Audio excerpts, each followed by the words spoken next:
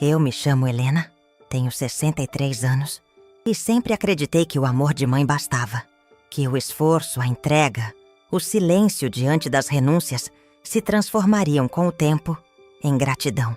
Mas naquele sábado, vestida de azul marinho e sentada na última fileira da cerimônia, entendi o que era ser tratada como ninguém. O casamento do meu filho parecia tirado de uma revista. Flores brancas pendiam dos arcos, o chão coberto por pétalas, e os convidados sorrindo com seus celulares erguidos, eternizando cada passo da noiva. A música suave preenchia o ar, mas dentro de mim, tudo soava abafado. Eu me sentia desconectada, como se estivesse assistindo a um filme, onde eu, ironicamente, não tinha papel. Olhei ao redor em busca de algum rosto conhecido. Fui colocada ao lado da porta de serviço, perto da equipe da cozinha que entrava e saía, apressada. Meu nome sequer constava na mesa dos pais. Foi erro do cerimonial, disseram com pressa. Aceitei calada. Afinal, ser invisível já não era novidade. O momento dos votos chegou. Ele segurou as mãos da noiva e agradeceu aos pais dela, emocionado. Depois olhou para o padrasto, o homem que entrou na nossa vida quando ele já era adulto, e agradeceu por ter ensinado o que é ser um pai de verdade. As palavras bateram como pancadas secas. Meus olhos arderam, mas me obriguei a permanecer firme. Sorri pequeno, tentando disfarçar o gosto amargo na boca. Lembrei de mim mesma, grávida e com 21 anos, lavando roupa para fora enquanto estudava à noite. Lembrei dos dias em que deixei de almoçar para que ele tivesse o que comer. Lembrei das vezes em que trabalhei com febre, só para não faltar com nada. Mas ali, diante de todos, meu filho escolheu apagar isso com um brinde. E então, como se não bastasse, ele concluiu: hoje formamos finalmente uma família completa. Completa. Como se eu fosse uma peça velha, deixada de fora do novo quebra-cabeça que ele montava com tanto orgulho. Aplausos, risos, flashes. E eu me levantei, em silêncio. Peguei minha bolsa, ajeitei o vestido e saí andando por entre as cadeiras sem olhar para os lados. Ninguém notou, ninguém chamou. Caminhei pelo estacionamento como quem foge de um incêndio, com o rosto em chamas, mas o corpo congelado. Chamei um táxi, sentei no banco de trás e olhei para as mãos no colo. As unhas feitas naquela manhã tremiam. Lembrei de como ensaiei um penteado mais ousado, só para me sentir bonita no dia dele.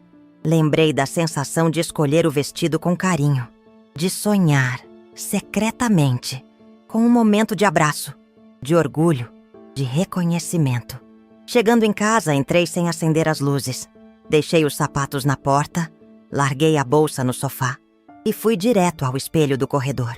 Encarei o reflexo por alguns segundos. Aquela mulher de maquiagem borrada, cabelos desfeitos e olhos fundos, era eu. E naquele silêncio escuro da sala, ouvi a mim mesma pela primeira vez em muitos anos. Não chorei, não gritei, apenas respirei fundo e pensei: chega. Chega de esperar por um amor que só existe na minha memória. Chega de justificar ausências com desculpas alheias. Chega de tentar ser vista por quem já decidiu fechar os olhos. Naquela noite, sozinha em casa, não fui mãe, fui mulher. Ferida, sim, mas foi ali que a história mudou. Não com gritos, nem com escândalos, mas com o som seco da chave girando na porta, trancando do lado de dentro uma mulher que decidiu, enfim, fechar também o coração. No dia seguinte, acordei antes do sol nascer. Não porque tivesse algo urgente para fazer, mas porque o silêncio da casa me empurrava para dentro das lembranças. Eu sempre fui boa com rotinas. Levantar cedo, preparar o café, conferir os compromissos do dia, cuidar do jardim. Mas naquele domingo, eu simplesmente sentei à mesa e encarei a xícara vazia. Tudo o que construí nessa vida foi para ele. Lembro do dia em que descobri que estava grávida. Foi numa farmácia pequena, com teste barato e coração acelerado. O pai dele me deixou assim que soube. Disse que não era o momento e sumiu. Não chorei. Fui trabalhar no dia seguinte como se nada tivesse acontecido. Durante 9 meses, escondi os medos atrás do sorriso de sempre. Criei meu filho com as próprias mãos. Encarei fila em hospital público. Enfrentei noites em claro com febre e cólica. Lavei chão de padaria e aceitei humilhações de patroa só para garantir um pacote de fraldas.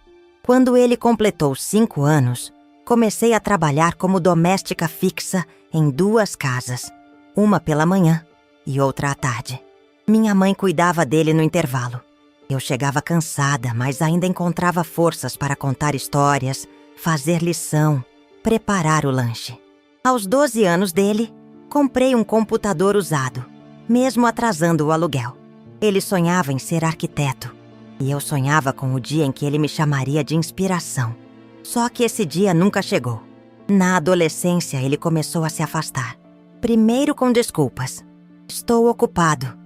É só uma fase. Depois com palavras afiadas. Você não entende nada. Você é antiga demais. No fundo, eu tentava compreender. Adolescente é assim mesmo, dizia para mim mesma. Mas no fundo, algo em mim já sentia a perda. Como se ele estivesse, aos poucos, apagando as pegadas que deixamos juntos. Quando entrou na faculdade, eu comemorei sozinha. Fiz um bolo simples. Esperei ele chegar em casa. Ele nem quis cortar. Disse que ia sair com os amigos para comemorar. A senhora entende, né? Entendi. E guardei o bolo inteiro na geladeira. No fundo do armário guardo até hoje uma caixa com recortes de jornal, boletins, desenhos da escola. Coisas que ele nem deve lembrar que existem. Quando tentei dar para ele esses itens, ele sorriu sem graça e disse que não precisava disso. Deixou a caixa sobre a mesa e foi embora. Nunca mais tocou no assunto. A nora... essa me olhava como quem tolera uma figura folclórica. Sempre sorrindo por educação, mas com olhos de julgamento. Ela veio de outra realidade, outro mundo. Nunca fez questão de me incluir. E ele acompanhou. Nunca me defendeu. Nunca me protegeu da frieza dela. Aos poucos fui sendo reduzida a Dona Helena, a velha que aparece nas festas, mas que ninguém sabe onde sentar. Comecei a notar que os convites vinham tarde, como obrigação. Sempre de última hora, com lugares já definidos. E sempre longe, perto do banheiro, da porta ou da saída. Como se minha presença fosse um detalhe a ser escondido. Ainda assim, continuei. Continuava comprando presentes, fazendo visitas, lembrando de datas. Achava que um dia ele ia perceber, que a ficha cairia, que um obrigado viria. Mas o tempo não traz reconhecimento a quem não quer ver. O tempo só mostra com mais clareza quem você é na vida do outro. Naquele segundo dia após o casamento, quando sentei no meu jardim e vi Agenor cuidando das plantas, percebi algo estranho. Ele me olhou nos olhos e perguntou se eu queria companhia para um café. Um gesto simples. E naquele instante, me doeu perceber o quanto fazia tempo que ninguém me olhava assim. Com respeito. Talvez o problema nunca tenha sido ser mãe. Talvez o erro tenha sido esquecer que, antes disso, eu era Helena. O momento exato em que entendi que não era mais vista não foi no altar, nem na mesa escondida. Foi durante o brinde. A cerimônia já tinha acabado. Todos sorriam, dançavam, brindavam. Eu me sentia como uma figurante deslocada em um filme que ajudara a financiar, mas onde meu nome não constava nos créditos. Estava ali, mas não fazia parte de nada. O noivo, meu filho, se levantou com uma taça de champanhe nas mãos e pediu silêncio. Todos pararam para ouvi-lo. Um sorriso orgulhoso no rosto. Voz firme. Ele agradeceu à família da noiva. Depois, agradeceu ao padrasto. Chamou-o de exemplo de homem, de presença, de apoio incondicional. E então disse com todas as letras: hoje sinto que finalmente tenho uma família de verdade, completa. A taça em minha mão tremeu. O líquido dourado quase transbordou. Uma mulher à mesa ao lado me olhou por um instante. Depois desviou os olhos, constrangida. E eu permaneci imóvel, sorrindo com o canto da boca, como quem não sente nada. Mas por dentro, senti como se tivessem me empurrado de um penhasco. Não gritei, não chorei, Não reagi. Esperei mais alguns minutos e me levantei. Ninguém notou. Atravessei o salão devagar, entre mesas e garçons, entre risos e música alta. Peguei minha bolsa. Ajeitei o vestido no corpo. Respirei fundo antes de sair. Não queria parecer derrotada. Só queria ir embora antes que alguém percebesse que meu mundo estava desmoronando. No táxi, olhei a cidade pela janela. As luzes, os carros, os sorrisos nas calçadas. Tanta vida lá fora. E dentro de mim, apenas eco. Um vazio quieto. Cheguei em casa, tirei os sapatos e sentei no sofá, ainda com o vestido de festa. Peguei o celular. Nenhuma mensagem, nenhuma ligação. Não havia sequer um "chegou bem?" Nada. Fui ao banheiro.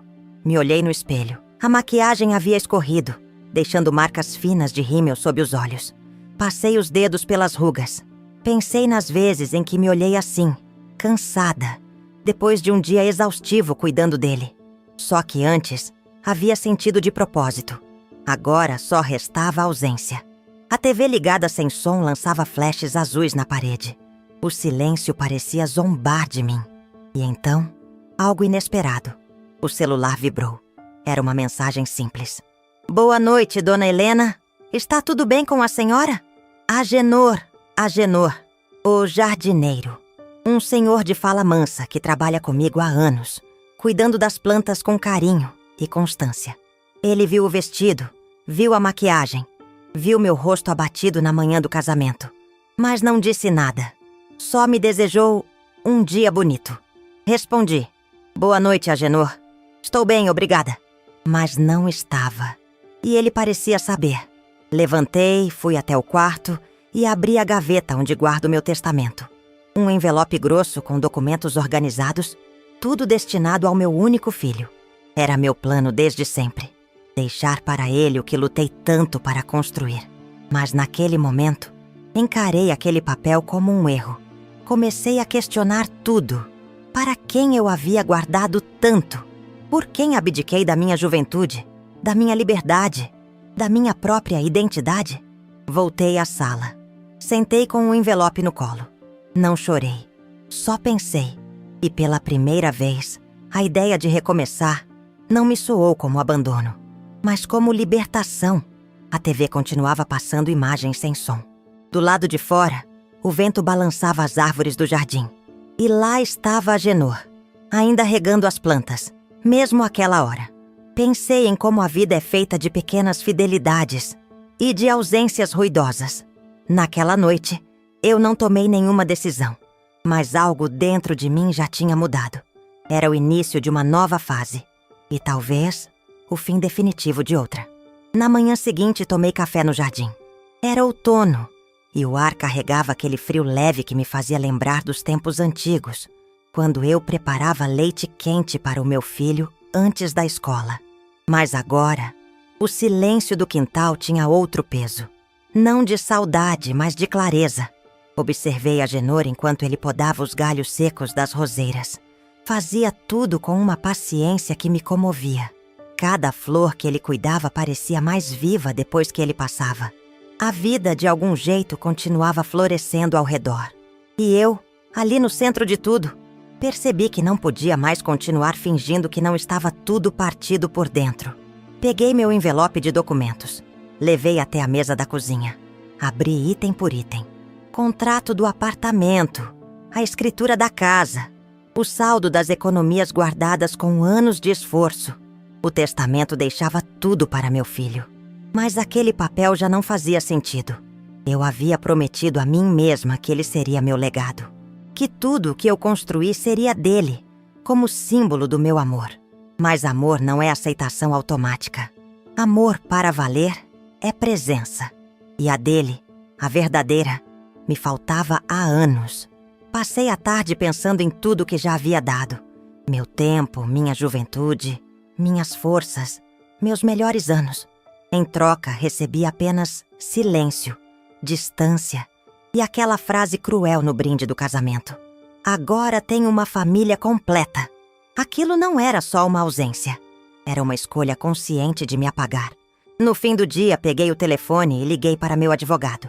Gostaria de alterar meu testamento, disse com a voz firme. Há algum motivo especial? Ele perguntou surpreso. Descobri que quem planta flores no meu jardim vê mais valor nelas do que quem apenas herda a casa onde elas crescem. 2 dias depois, a nova versão estava pronta. Assinei em silêncio e pela primeira vez em muito tempo, senti um alívio profundo. Agenor e sua neta, Carolina, seriam os beneficiários. Ele receberia a casa, ela, o fundo para estudar arquitetura. O mesmo sonho que um dia meu filho teve e que eu tentei tanto apoiar. Mas ao contrário dele, ela sempre me agradeceu, mesmo quando eu só oferecia um pedaço de bolo e um lugar à sombra para estudar. A vida às vezes entrega laços onde não há sangue e corta raízes onde você jurava haver amor. Algumas semanas depois, ele soube. Bateu à minha porta sem avisar, com os olhos duros de quem não queria conversar. Queria vencer uma disputa. É verdade isso? Que você passou tudo pro jardineiro?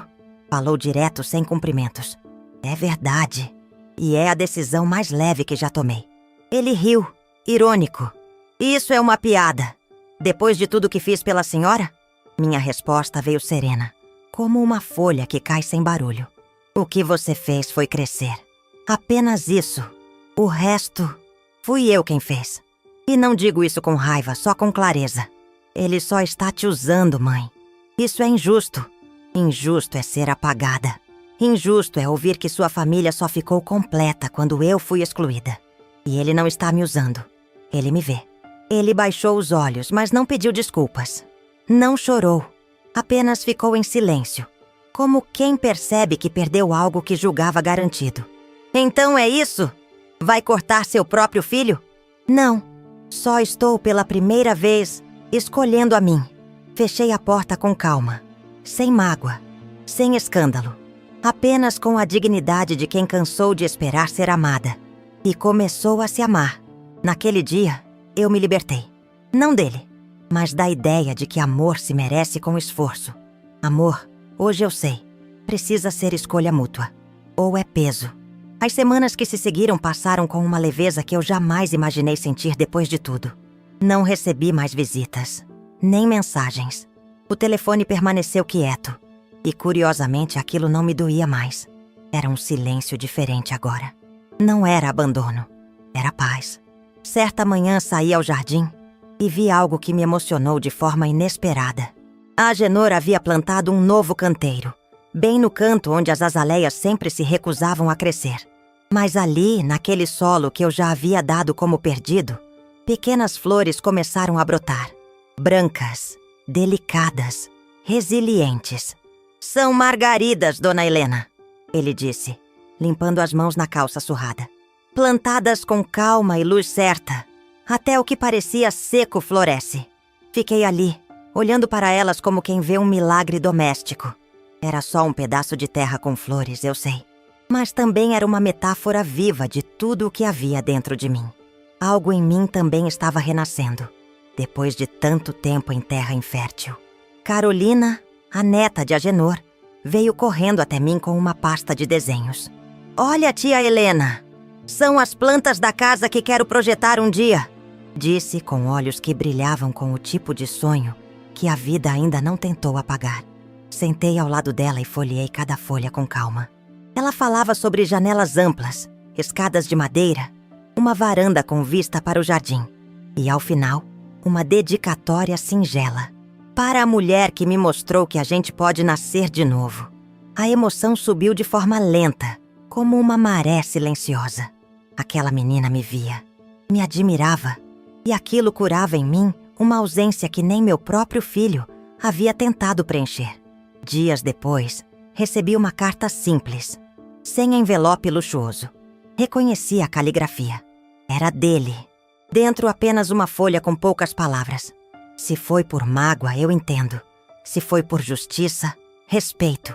Mas ainda me pergunto se houve amor suficiente para perdoar. Li e guardei. Não respondi.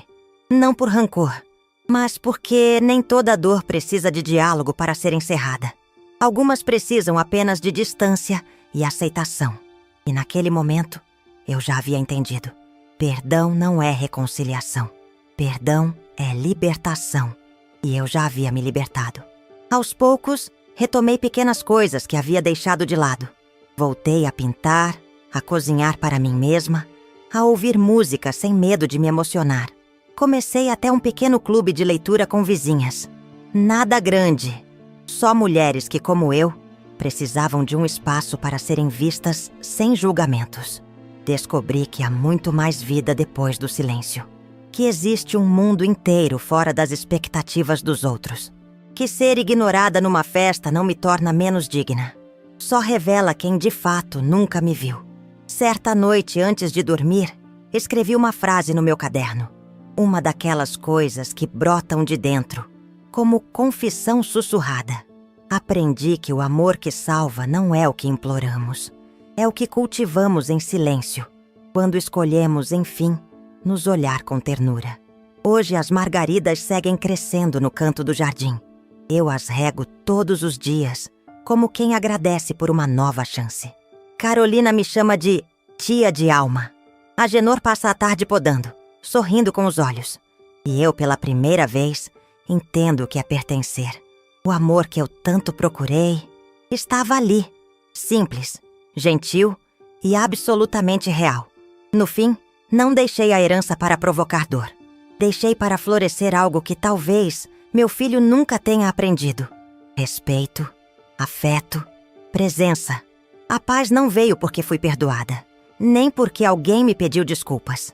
Ela veio quando eu parei de tentar ser amada e aprendi, enfim, a me amar.